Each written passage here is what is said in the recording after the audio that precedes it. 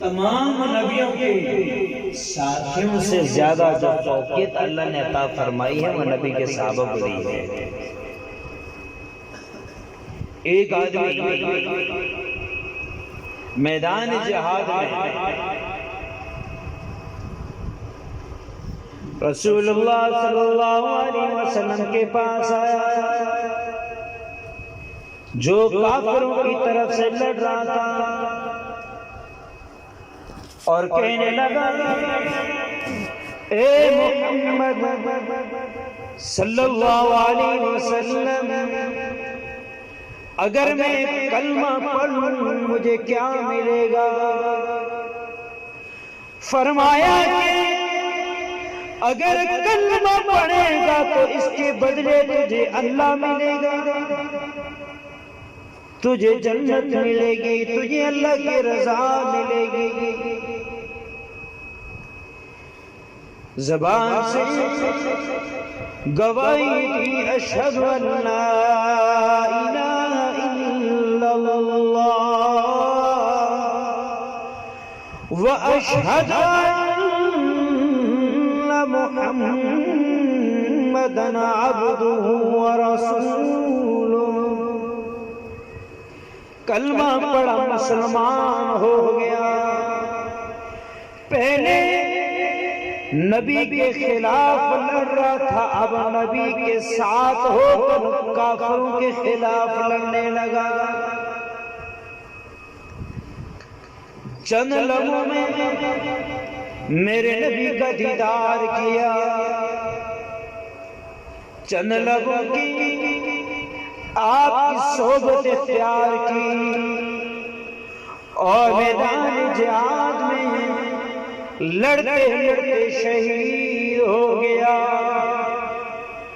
ساری زندگی نہ کبھی نماز پڑھی، ساری زندگی نہ کبھی روزہ رکھا، ساری زندگی نہ رب کے سامنے جھکا، حضور کے خلاف تلوار اٹھا کے آیا تھا۔ لیکن میرے معزز سامعین، چند لمحوں کے لیے آپ کی صحبت میں آیا، کلمہ پڑھ لیا، ساری زندگی میں کچھ نیکی نہیں کمائی، ایک کلمے کی نیکی لے کر گیا۔ ہمارا عقیدہ ہے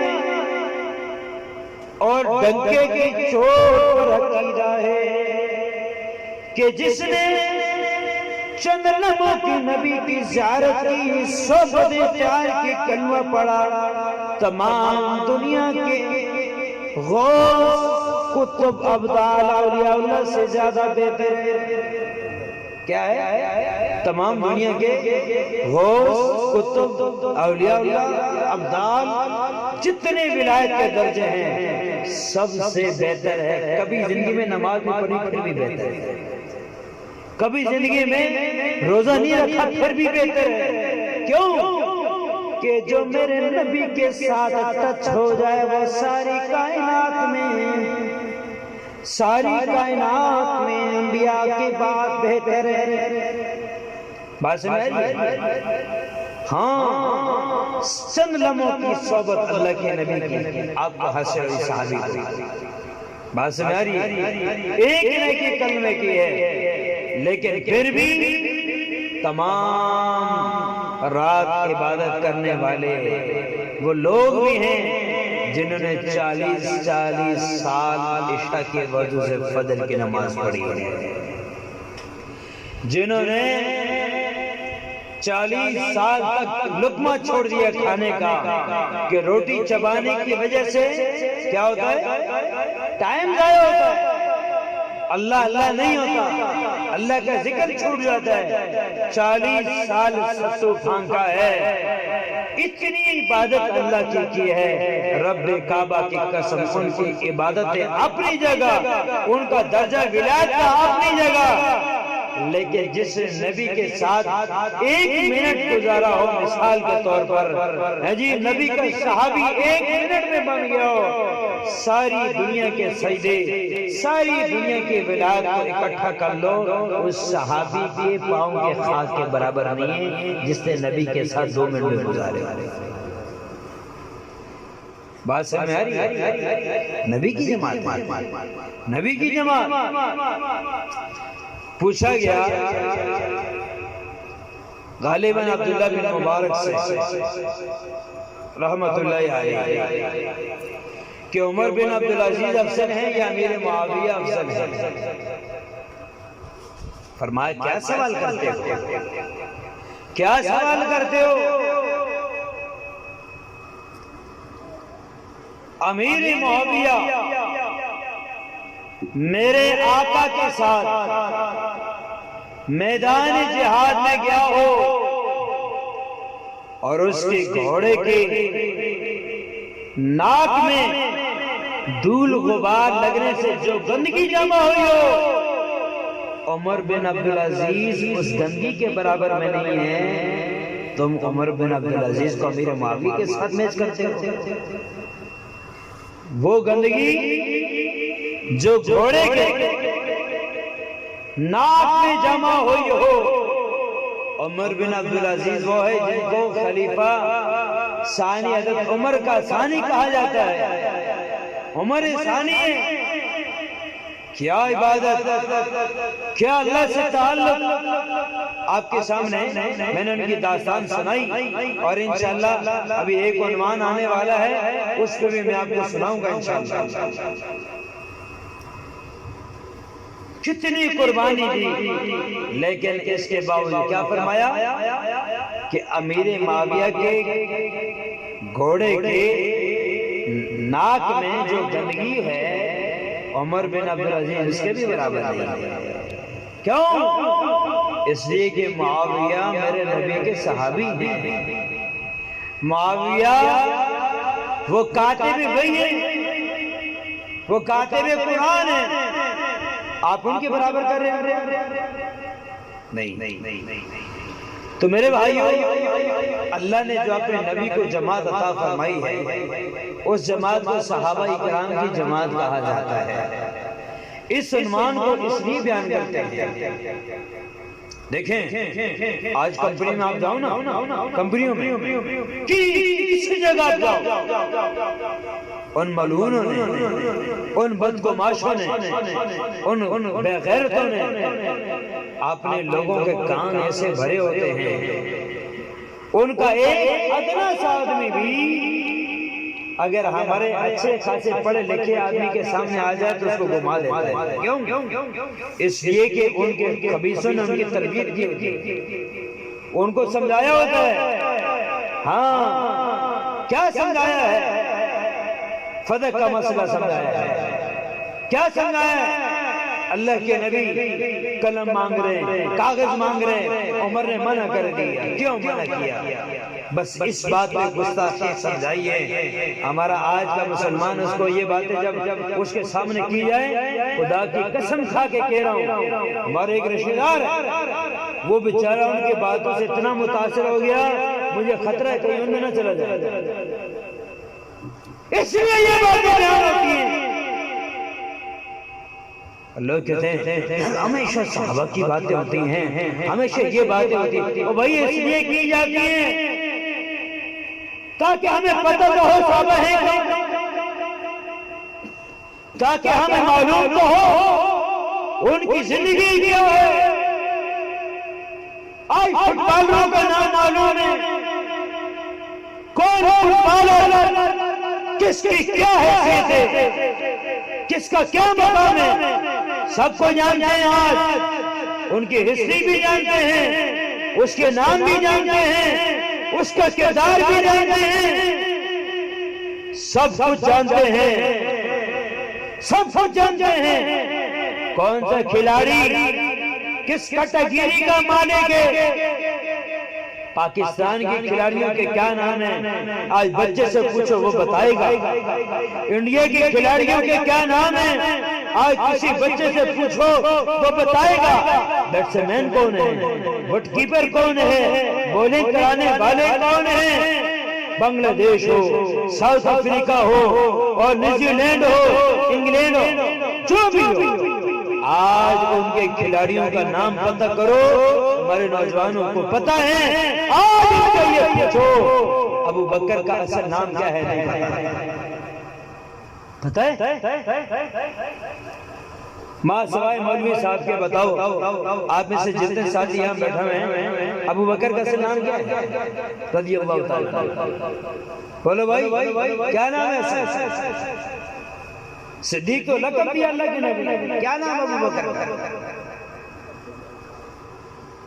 بات سے میاری اس لیے یہ باتیں بیان کی جاتی ہیں، ہمیں پتہ ہی نہیں، ان کی زندگیوں کا نہیں پتہ، جنہوں نے اسلام پہنچایا، جنہوں نے دین پہنچایا، جنہوں نے قرآن پہنچایا، ان کی زندگی کے داستان کا علم نہیں، صرف کھلاڑیوں کا پتہ، میڈیا والوں کا پتہ، سیاستدانوں کا پتہ ہے وہ کیا کرتے ہیں، آج کیا ہوا، کل کیا ہوا، پرسوں کیا ہوا، یہ سب معلوم ہے ہم لوگوں کو، لیکن یہ پتہ نہیں ہے کہ ابو بکر کا نام کیا ہے، عمر کیا ہے، حضرت عمر کی عمر کیا ہے، کب پیدا ہوئے، شہادت کا دن کون سا ہے۔ میرے بھائیوں، اگر دین اسلام سے صحابہ کو خارج کر دے تو ہمارا اسلام نہیں رہتا۔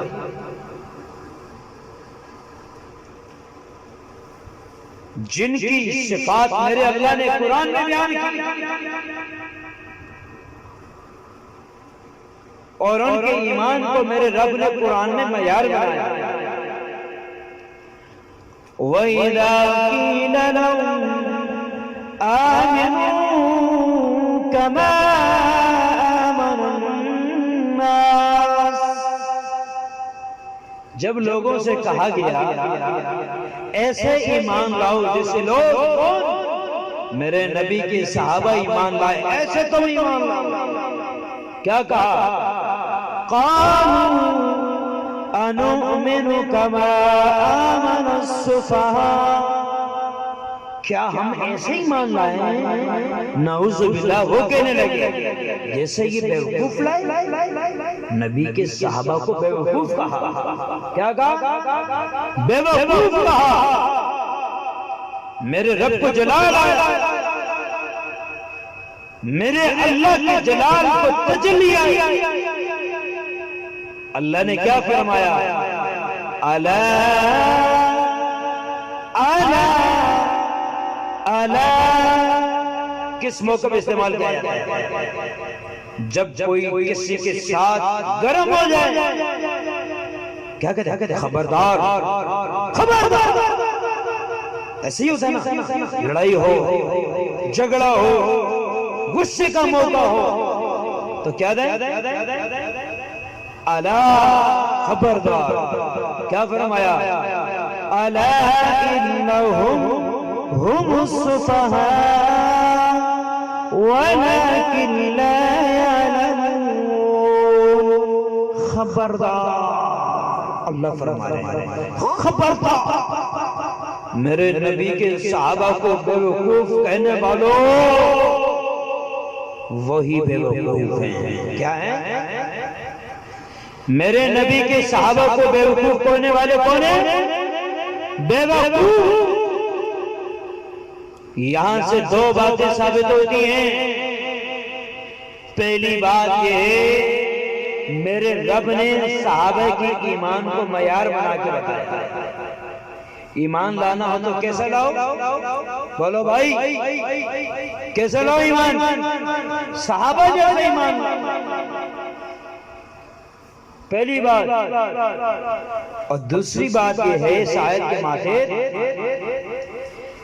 کہ منافقوں نے نبی کے صحابہ کو بیوقوف کہا، میرے رب نے جو الفاظ انہوں نے گستاخی کر کے صحابہ کو کہا میرے اللہ نے بھی وہی الفاظ ان کو فرمایا. گویا کہ نبی کی صحابہ کی جماعت کا دفاع کرنا میرے رب کی سنت ہے. کیا ہے؟ نبی کے صحابہ کا دفاع کرنا کس کی سنت ہے بھائی؟ یہ رب کی سنت ہے. یہ رب کی سنت ہے. یہ رب کی سنت ہے.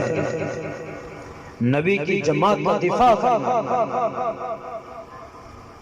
ہاں، جنہوں نے نبی کی جماعت کا دفاع کرتے ہوئے اپنی جانوں کے نذرانے پیش کیے ہیں، موت سے پہلے، شہادت سے پہلے بڑے بڑے اکابرین علماء کو اللہ کے نبی آپ کے ساتھ ہی نظر آئے. خواب میں اماں عائشہ صدیقہ کو دیکھا. کہاں جا رہی ہے؟ کہا آپ نے بیٹے اعظم طارق کو لینے آئی. دوسرے دن شہید ہو گئے. میں کوئی جماعت کی بات نہیں کر رہا، میں صحابہ کی عظمت کی خاطر قربانی کرنے والوں کی بات کر رہا. میرے رب نے کیسے نوازا جنہوں نے دین کے لیے، عظمت صحابہ کے لیے اپنی جانوں کے نذرانے پیش کیے. تو دنیا تاریخ نے دیکھا کہ مہینوں تک ان کی قبروں سے خوشبو آ رہی ہے.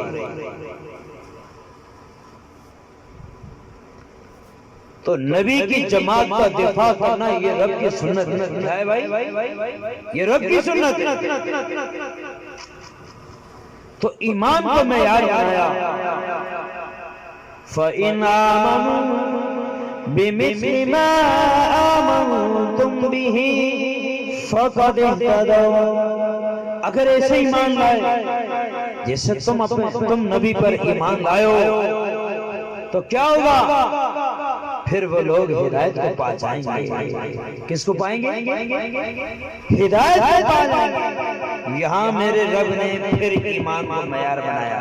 کن کے ایمان کو؟ صحابہ کے ایمان کو. یہاں ایک نقطے کی بات اور آپ کو بتا. اگر ہم سے کوئی پوچھے آپ کے پاس کیا دلیل ہے کلمہ پڑھنے کی، تو مسلمان ہوں جی مسلمان.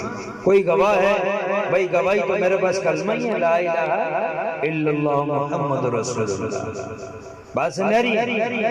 یہ ہمارے مسلمان ہونے کی گواہی ہے. ہم اپنے بارے میں گواہی دے سکتے ہیں میں مسلمان ہوں. مالے والے دیں گے. قربان جاؤ نبی کی جماعت کے، قربان جاؤ نبی کی جماعت پر. ان کی ایمان کی گواہی خود اللہ نے دی. جس کو میرا رب ایمان والا کہ، جس کو میرا رب ایمان والا کہ،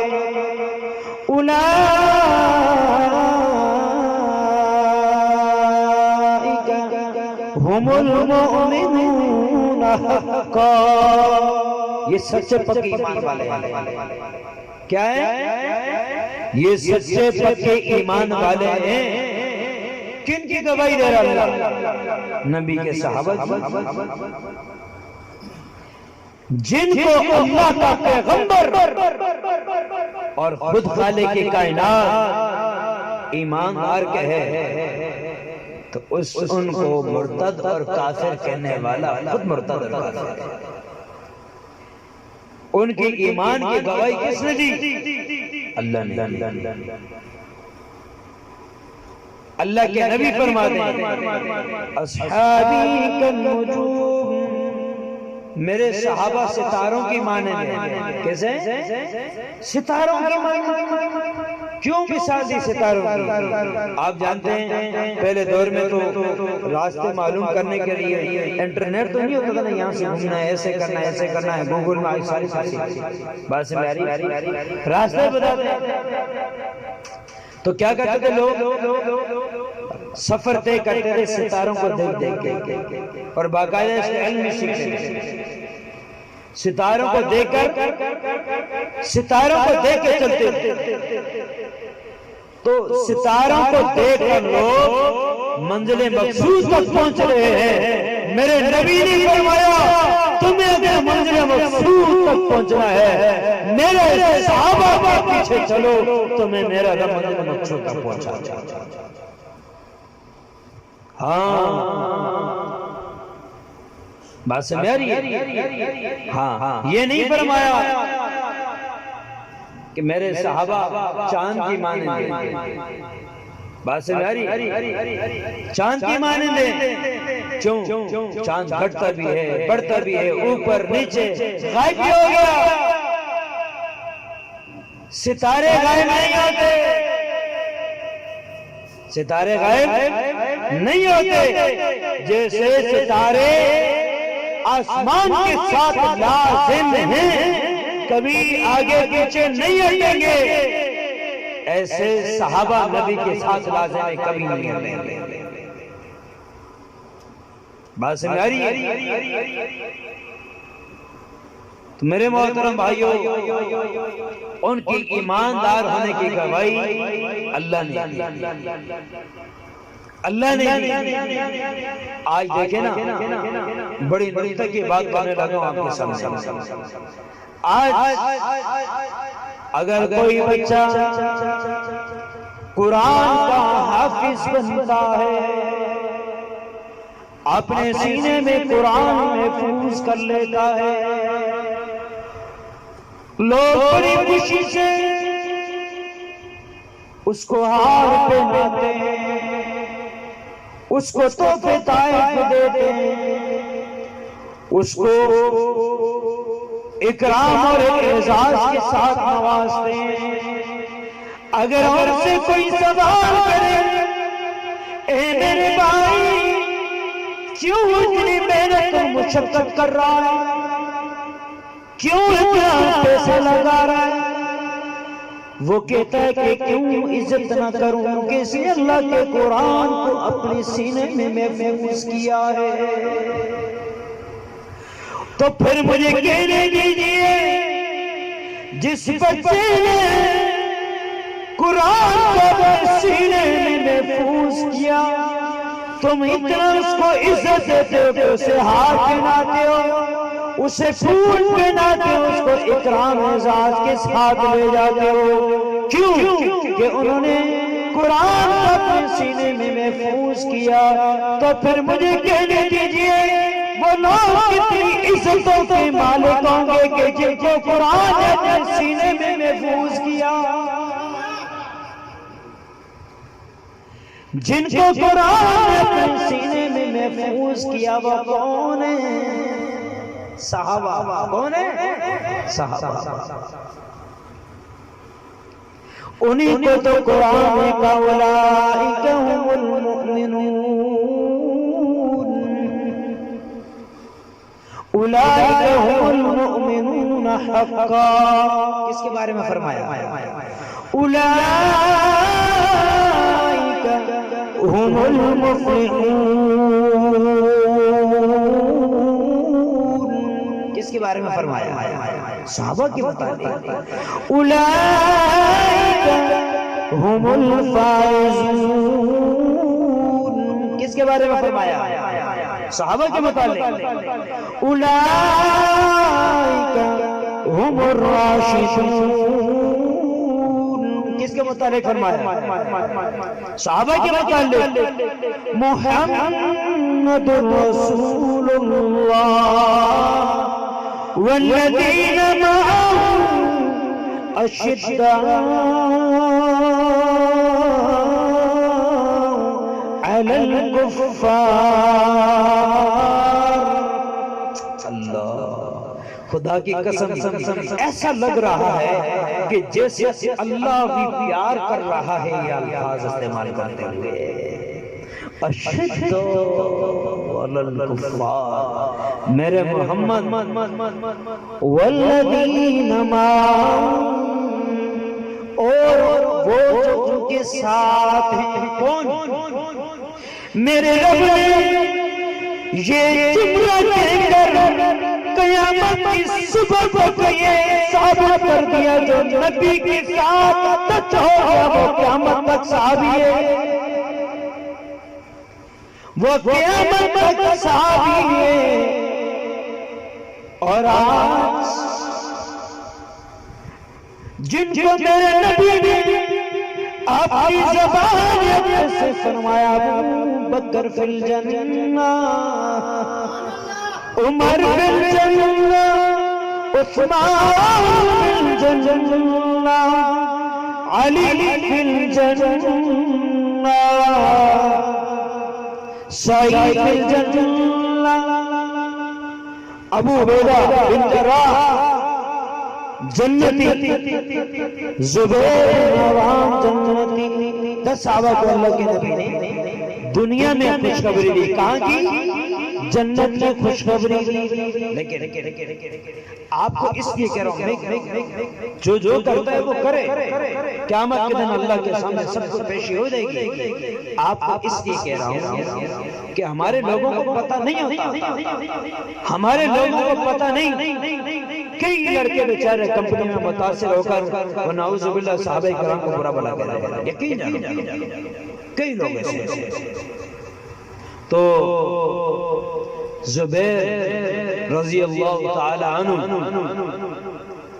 جو حضور صلی اللہ علیہ وسلم کی سگی پھوپھی حضرت صفیہ ان کے بیٹے ہیں، جن کو اللہ کے نبی نے فرمایا ہر نبی کا ایک حواری ہوتا ہے، میرا حواری زبیر بن عوام ہے۔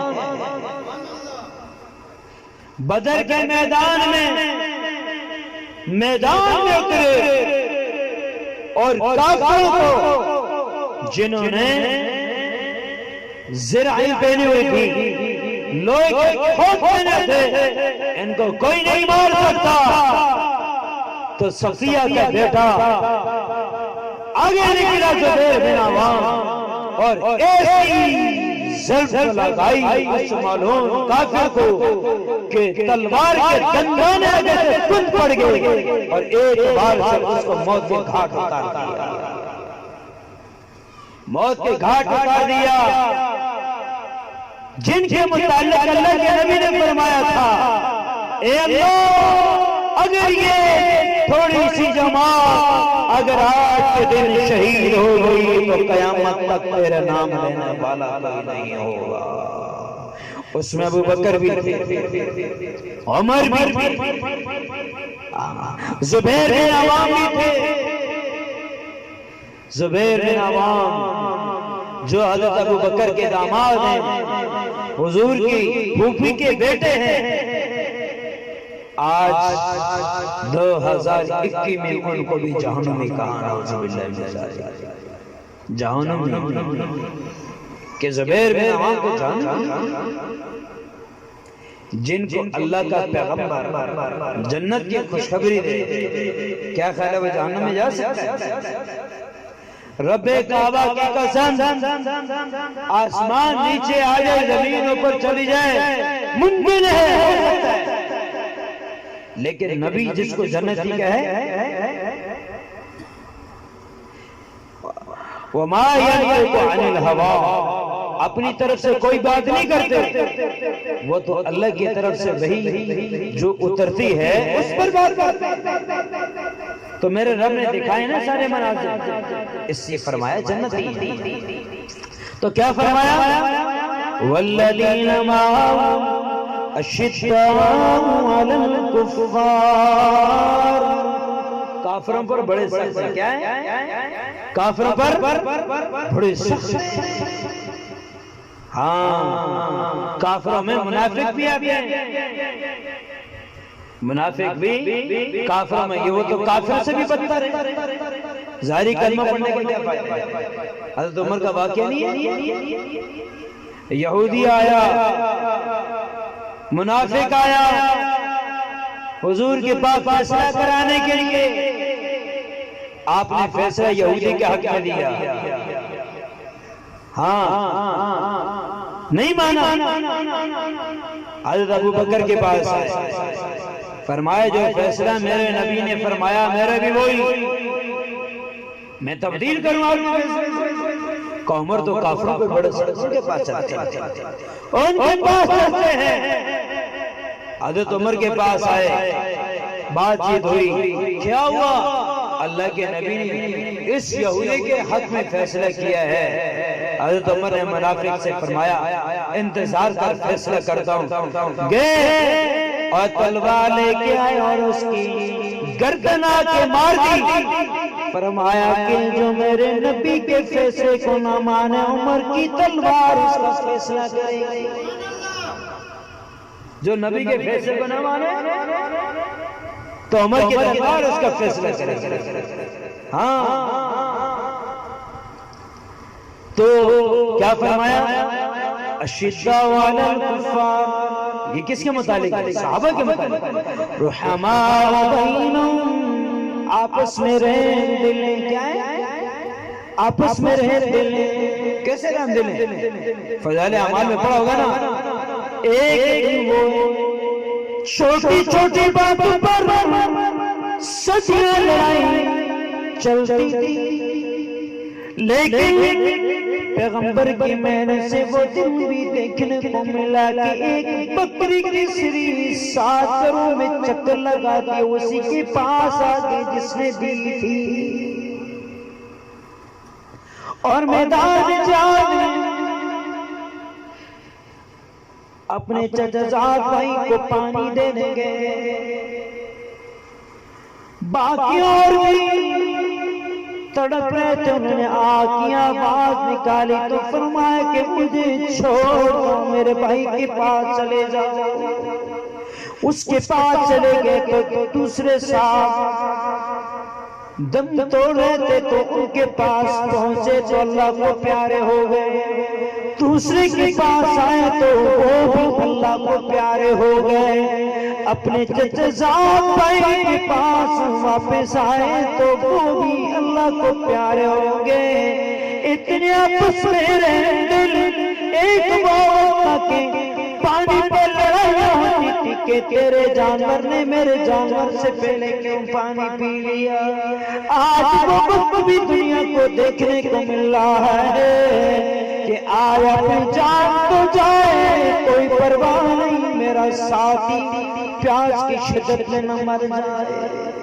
رحماء بینہم، آپس میں رشتے کیے. کیا کیے؟ رشتے کیے. حضرت علی نے اپنی بیٹی کا نکاح حضرت عمر سے کروایا. کس سے کرایا؟ حضرت عمر سے کروایا. اور حضرت ابو بکر نے حضرت عمر نے اپنی بیٹیوں کا نکاح حضور سے کروایا، اور حضور نے اپنی 2 بیٹیوں کا نکاح. اور مزے کی بات کیا ترتیب ہے؟ حضرت ابو بکر پہلے خلیفہ، انہوں نے اپنی بیٹی حضرت عائشہ کا نکاح حضور سے کروایا. کیا رشتہ؟ ابو بکر سسر ہے اور حضور داماد ہے. حضرت عمر اپنی بیٹی حفصہ کا نکاح حضور سے کروایا. رشتہ کیا ہے؟ حضور داماد ہیں اور سسر حضور ہیں. حضرت عمر سسر ہیں. تیسرے خلیفہ حضرت عثمان ہیں. اللہ کے نبی نے اپنی بیٹی ایک نہیں 2 کا نکاح عثمان سے کروایا. رشتہ کیا ہے؟ حضور سسر ہیں اور تیسرے خلیفہ داماد. چوتھا رشتہ حضور نے اپنی بیٹی فاطمہ جو آپ کے جگر کا ٹکڑا کس سے کیا؟ حضرت علی سے کیا. رشتہ کیا ہے؟ حضور سسر ہے، علی داماد ہے. پہلے 2 رشتوں میں حضور داماد اور پہلے 2 خلیفہ سسر، تیسرے اور چوتھے رشتے میں حضور سسر اور تیسرا چوتھا خلیفہ داماد. سبحان اللہ. کیا رشتہ کیا ہے؟ ہاں رحماء بینہم، آپس میں کیا ہے رحم، آپس میں نکاح کیا آپس میں، اور ہاں کیا محبت کی باتیں ہیں. حضرت علی کا نکاح ہو رہا ہے، تفصیل انشاءاللہ کسی موقع میں بتاؤں گا. نکاح ہو رہا ہے، حضور نے فرمایا کیا ہے تیرے گھر؟ گھوڑا ہے تلوار ہے، گھوڑا چھوڑ دے تلوار جا کے بھیج کے آ جا. تلوار کیا کرو؟ بھیج کے آ جاؤ. حضرت علی رضی اللہ تعالیٰ تلوار بیچنے کے لیے بازار جا رہے ہیں. حضرت عثمان کے ساتھ میرے رب نے ملاقات کروائی. کس کے ساتھ؟ عثمان کے ساتھ. کہاں جا رہے علی بھائی؟ یہ مجھے زرہ کا بس کرا ہے، تلوار کا زرہ تو زرہ بیچنے جا رہا ہوں. تو تقریباً 380 درہم اس کی قیمت لگی، 380 درہم. تو فرمایا کیا کہ میں خریدار بن جاؤں تو مجھے بیچ دو. حضرت عثمان نے فرمایا ٹھیک ہے، بیچے تو ہے ہی نا، کیا کر رہے ہیں؟ نبی نے فرمایا کہ جا کے کچھ پیسوں کا بندوبست کر لو تاکہ شادی ہو جائے، فاطمہ کی رخصتی ہو جائے. حضرت علی نے زرہ والے فرمائی حضرت عثمان کے پیسے لے کے جا رہے تھے، چند قدم آگے چلے حضرت عثمان نے آواز دے کے حضرت علی کو بلایا، علی بھائی ادھر تو آؤ، ادھر تو آؤ، میں خریدار تھا، آپ بیچنے والے تھے. آپ کیا تھے؟ بیچنے والے تھے. میں نے آپ سے زرہ خریدی تھی، پیسے آپ کے حوالے کر دیے ہیں، یہ زرہ بھی میری طرف سے ہدیے کے طور پر لے لو. رحماء بینہم، آپس میں محبت کے رشتے ہیں، لیکن کیا کہا جاتا ہے؟ نعوذ باللہ کہ آپس میں نفرتیں نہیں، کوئی نفرت نہیں. یہ بات ہے خدا کی قسم آپ کے سامنے اس لیے کر رہا ہوں، کوئی مخالفت کی بات نہیں، اس لیے کر رہا ہوں کہ ان باتوں کا ہمارے لوگوں کو پتہ نہیں ہوتا تو یہ بیچاروں کا ذہن خراب کر جاتا ہے کمپنیوں کے اندر، وہ ایسے. بھائی ہمارے لوگوں کو پتہ تو ہو ان کا آپس میں رشتہ کیا ہے، پتہ نہیں ہوتا ان کا آپس میں تعلق کیا ہے. اس لیے یہ بتا رہا ہوں، ہو سکتا ہے کہ ان باتوں میں سے کیا میری بخشش ہو. تو پھر آگے کیا فرمایا؟ تراہم رکعا سجدا. او میرے بھائی آج میں اور آپ نمازی ہیں، میری تیری نماز کی گواہی محلے والے دیں گے، میری تیری نماز کی گواہی مسجد والے دیں گے، دوست یار دیں گے. میں قربان جاؤں نبی آپ کی جماعت پر، ان کی نمازوں کی گواہی خود اللہ دے رہا ہے. کون دے رہا ہے؟ اللہ دے رہا ہے. تراہم رکعا سجدا. اب رکوع کو دیکھیں گے، سجدے کی حالت میں دیکھیں گے. ہاں رجال لا تلہیہم تجارۃ ولا بیع عن ذکر اللہ. ایسے بھی میرے پیارے بندے جن کو کاروبار خرید تو میرے ذکر سے نماز سے نہیں روکتی. کس کے بارے میں فرمایا؟ صحابہ کے متعلق. اللہ کی نمازوں کی گواہی دے. پھر آگے کیا فرمایا؟ سیماہم فی وجوہہم من اثر السجود.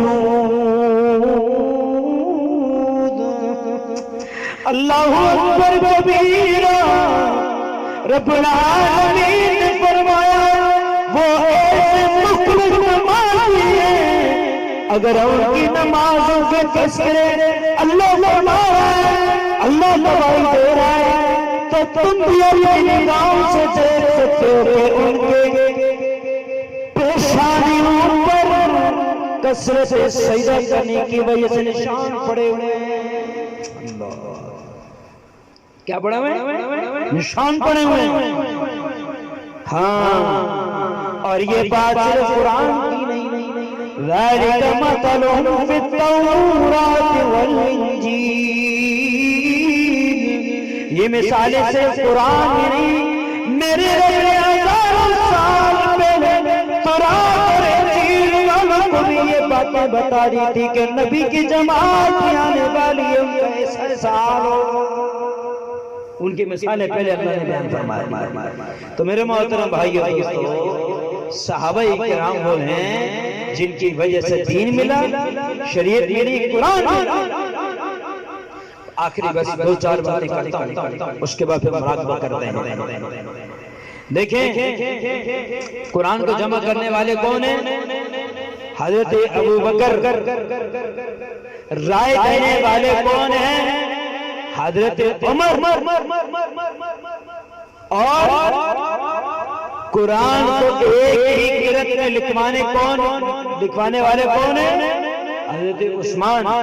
اور قرآن کے متعلق فیصلے کرنے والے کون ہیں مطابق؟ حضرت علی۔ بات سمجھ آ رہی ہے؟ لکھنے والے کون ہیں؟ امیر معاویہ۔ اور بھی تقریباً 17 صحابہ کرام کے نام آتے ہیں، 17 صحابہ جو کاتب وحی تھے۔ جس قرآن کے مطابق میرے رب نے فرمایا، میرے اللہ نے فرمایا، ہم نے نازل کیا، اِنَّا نَحْنُ نَزَّلْنَا الذِّکْرَ، ہم نے نازل کیا، اور وَإِنَّا لَهُ لَحَافِظُونَ، حفاظت بھی ہم کریں گے۔ اب مجھے بتاؤ بھائی، جس قرآن کی اللہ حفاظت کرے گا اس میں کوئی گڑبڑ کر سکتے ہیں؟ کر سکتے ہیں؟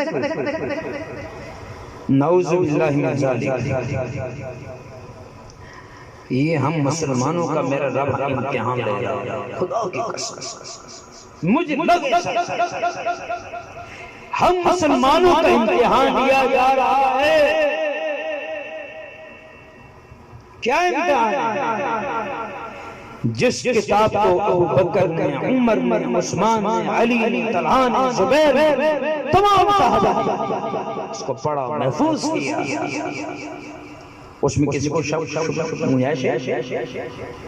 آج ایک بدتماش اٹھتا ہے، ایک ملعون اٹھتا ہے، اور وہ کہتا ہے 26-27 آیت قرآن کو نکال دی۔ کیا کہتا ہے؟ یہ ابو بکر نے، عمر، عثمان نے اپنے اقتدار کو چمکانے کے لیے یہ باتیں بیچ میں ڈالی، یہ باتیں ڈالی تاکہ لوگوں کے دلوں میں ہم روک اٹھائیں۔ جہاد کی آیتیں، جہاد کی آیتیں 26-27 آیتیں نکال کے اس نے ایک نسخہ پیش کیا، اور سامنے اللہ کا قرآن کے وہ آیتیں لکھی ہوئی ہیں، رکھی ہوئی ہیں، اور ٹیبل پر اس نے اٹھا کے ان صفوں کو یوں پھاڑ کے یوں پھینک دیا سامنے۔ مسلمان سائے ہوا ہے، یہ پھر بھی اپنے کھیل کود میں مصروف ہے، یہ پھر کھانے پینے میں مصروف ہے، یہ پھر نفسانی خواہشات میں مصروف ہے۔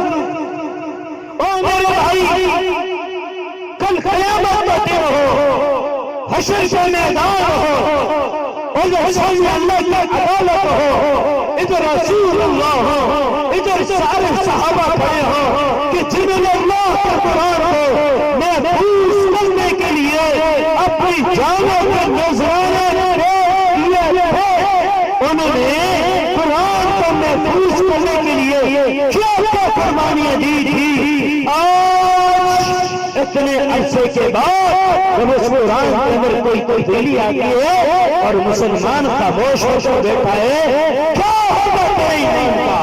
اور میرے مسلمان بھائی، کل قیامت کے دن نبی کی بارگاہ میں کس منہ سے جائے گا؟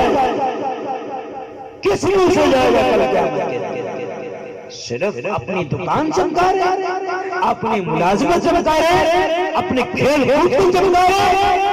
جس کتاب کی حفاظت اللہ کرے، اس کتاب کے اندر رد و بدل کریں، اور پھر اس کو دنیا کے سامنے پیش کریں، یہ اصل مسئلہ ہے۔ اور مسلمان خاموش ہو، کیا ہوگا ہمارے ایمان کا؟ کس طرح میں ہمارے ایمان کا کیا جواب دیں گے اللہ کو قیامت میں؟ حضور کو کیا جواب دیں گے؟ ہم تو صرف اپنے کھیل کود میں مصروف ہیں، ہم تو اپنے کھانے پینے میں ملاقات میں مصروف ہیں۔ نعوذ، کیا ہوگا ہمارا قیامت کے دن؟ بھائیو، خدا کے لیے جاگ جاؤ، یہ سونے کا وقت نہیں ہے، یہ سونے کا وقت نہیں، یہ جاگنے کا وقت ہے۔ خدا کی قسم، ایک روایت پڑھا تھا اللہ کے نبی کی، ایک وقت آنے والا ہے، مفہوم عرض کر رہا ہوں، اتنے فتنے آئیں گے کہ کوئی یہودی کسی دل میں گھسا ہوگا پھر بھی مسلمانوں کو حکمرانی کر رہا ہوگا۔ جاگ جائیں، آج قرآن کے ساتھ یہ کر دیا، کل ہمارے ساتھ کیا ہوگا؟ ہمارے ایمان کا کیا ہوگا؟ تھوڑا سا جاگ جائیں، آ جائیں اس قرآن کی طرف، اسی قرآن کی طرف بلا جاتا ہے، آؤ قرآن کو پڑھو۔ اگر یہ مدارس نہ ہوتے، یہ خانقاہیں نہ ہوتی، یہ تبلیغی مراکز نہ ہوتے، تمہیں کون بتاتا کہ یہ قرآن کا اصل مسئلہ ہے؟ کون بتاتا بھائی؟ بولو، کوئی نبی آتا، کوئی فرشتہ آتا؟ اس لیے اپنے اندر کچھ ہم شعور پیدا کریں، دین کی طرف آئیں، شریعت کی طرف آئیں۔ اللہ پاک ہم سب کو جگا دے، صحیح معنی جتنی باتیں بیان ہوئی ہیں ہم کو دوسروں تک پہنچانے کی توفیق عطا فرما دے۔ وما علینا